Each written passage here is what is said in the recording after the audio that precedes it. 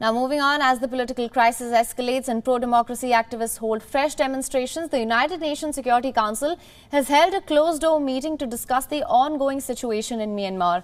The Special Envoy for Secretary General of Myanmar, Christine Schraner Burgener, has pressed on the desperate pleas of thousands of residents and their hope on the actions by international bodies, including the United Nations. She has urged the UN Security Council to take action to stop the violence and restore democracy in the Southeast Asian nation following the February 1st military coup. Now, the United Nations envoy has noted that since her briefing to the General Assembly a week ago, the military brutally unleashed its worst crackdown yet since the February 1st coup, killing a total of around 50 innocent and peaceful protesters, and while seriously, of course, injuring scores more.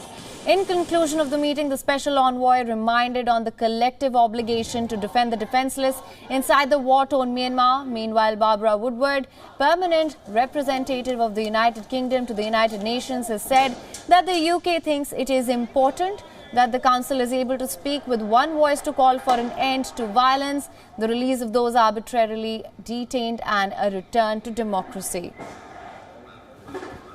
We reiterate our calls on the Tatmadaw to respect the rule of law, to release all of those arbitrarily detained, lift the state of emergency and all restrictions on rights and freedom with immediate effect. The United Kingdom supports the role of regional organisations, in particular ASEAN, in resolving the crisis. We'll continue to monitor closely the situation in Myanmar and consider further action through the Security Council in the coming days.